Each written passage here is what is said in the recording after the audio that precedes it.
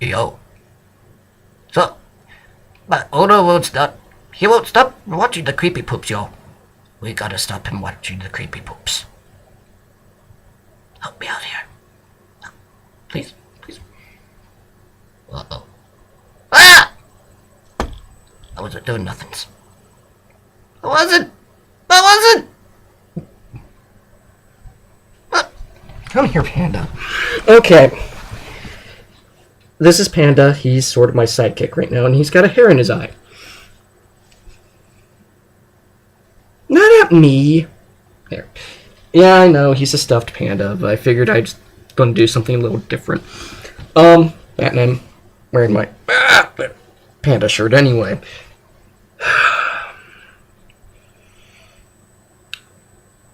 As some of you may know, I love horror.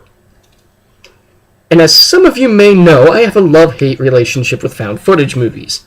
By some of you, I mean absolutely none of you, because I haven't done a found footage movie review in ever.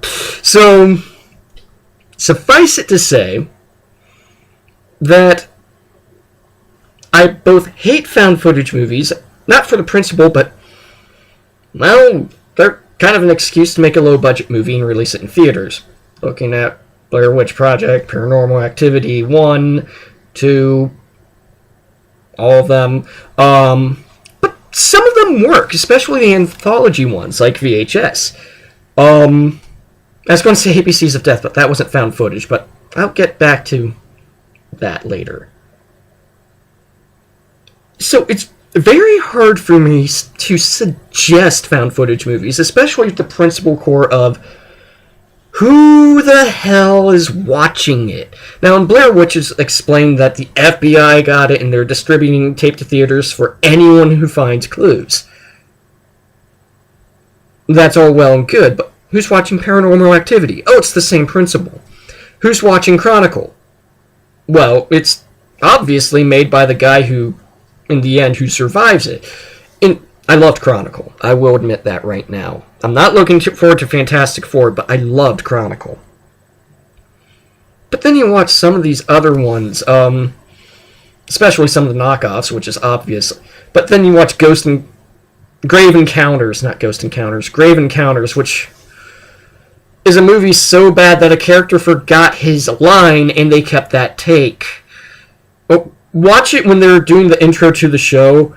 The psychic, when they say grave, is like this. Encounters!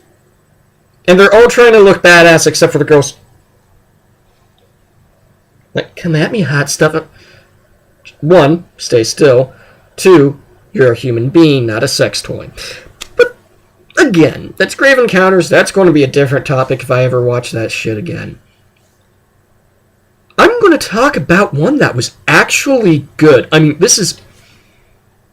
I have a hard time sleeping, not from watching horror movies, ironically enough. Usually, if I watch a horror movie, I sleep well. I sleep like a baby.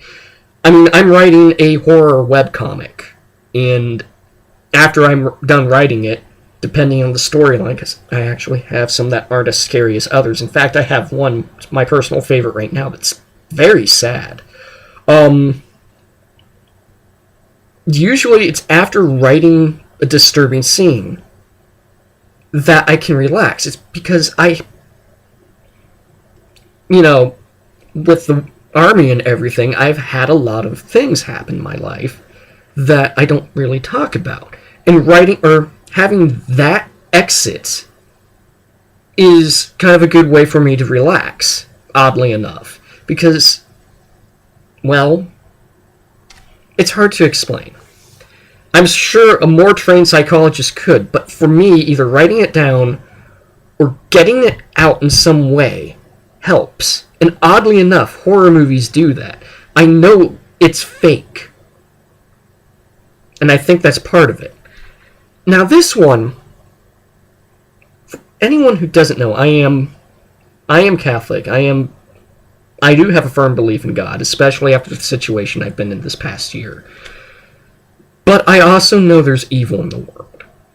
Not necessarily, demonic evil, but there's evil. Yes, I do believe in demonic evil, but that's a different topic altogether. So I'm very wary of movies like The Exorcism of Emily Rose, which I loved that movie, but again, I'm very wary of watching movies about demonic possession. But something about this drew me in. It's called The Possession of Michael King. And the premise is, Michael King is a filmmaker whose wife died in an accident. I'm going to spoil it a bit for you because I think they should have done this at the end. She's hit by a car and dies. Not just hit. She's flat out run over by a fucking car. So he goes, I'm going to prove there's no God or no devil. I'm going to do all these demonic, demon summoning rituals, black magic, to show that God and the devil doesn't exist. And he ends his preliminary scene with, alright, God, Satan, if you're listening, bring it on. I already hate this guy. I mean, let's establish that. But he's living with his sister and his daughter. And of course he gets possessed by a demon. But that's not where it gets scary. Where it gets scary is how it happens. Now, a lot of people, scientists, priests, psychologists, they do, compare demonic possession to schizophrenia, psychosis, various other mental disorders. In fact, the Vatican, and, not just the Vatican, but priests generally of any religion have to rule out mental disorders before thinking it's a demonic possession. It's, common sense. Well, what do you do if you don't believe in God? You don't think it's a demon, you think you're going insane. And he goes through most of the movie thinking he's going insane, not realizing that the demon inside of him is recording things like him molesting his own sister. It's really sick. And at that part I was like, I don't know if I should be watching this. That's how well acted this movie was. Because after he does that, he turns to the camera and goes, like, this gleeful smile is absolutely evil. This guy's, I can't recopy it. This guy's expression was just sinister. It was evil and happy. And, but, yeah, I have goosebumps thinking about it. That's how, yeah. That or I'm being possessed. No, I'm not going to joke about that. But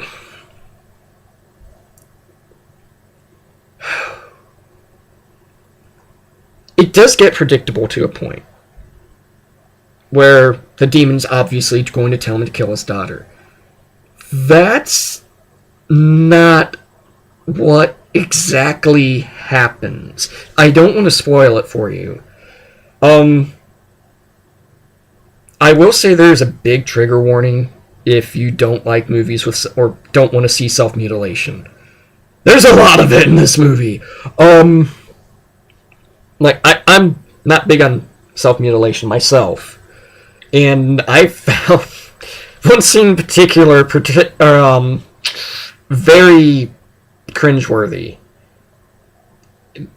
This is coming from a guy who is writing a comic where there's at least one graphic scene of self-mutilation. Just,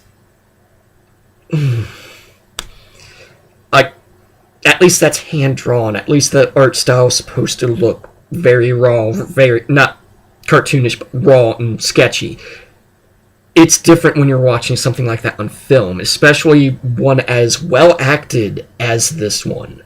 I mean, I can't remember the guy's name. He reminded me of Mark Pellegrino. Oh God, who was he? Rita's husband in Dexter. He also played Lucifer in Supernatural. The only reason I know that is from certain people in my life that I'm glad are kind of... Never mind. But Supernatural's another topic for another day.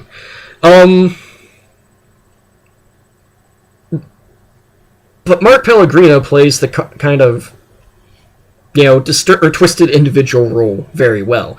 And I thought this guy was Mark Pellegrino for a while because he's playing that role, and he does it brilliantly.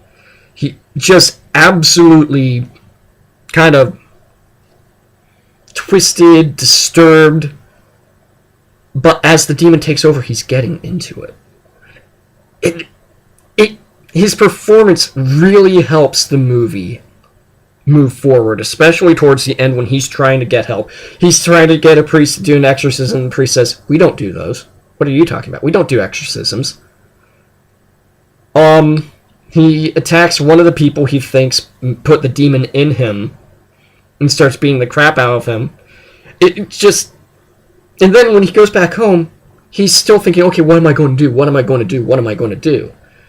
And by the end, when you see all this chaos he's created around himself, both intentionally and unintentionally through the demon, it really starts to sink in that even if this guy's not demonically possessed, he's had some screws loose. Now, the one negative I can give is where the movie ended, or should have ended, was before the last scene. Because the last scene is showing a clip of what happened to the wife. They could have put that in the beginning of the movie. I have no idea why that was in the end of the movie. But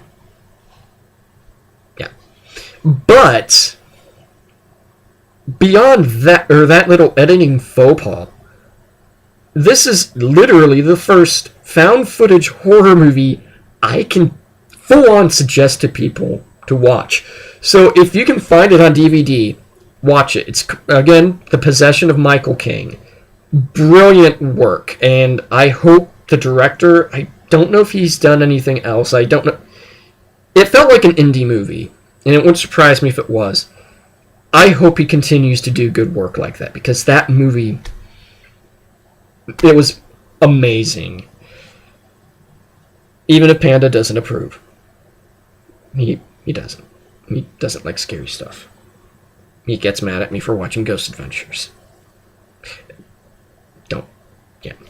Anyway, so that's all I have for right now. I'm going to have some more stuff later on. You all take care of yourselves, and I'll see you later.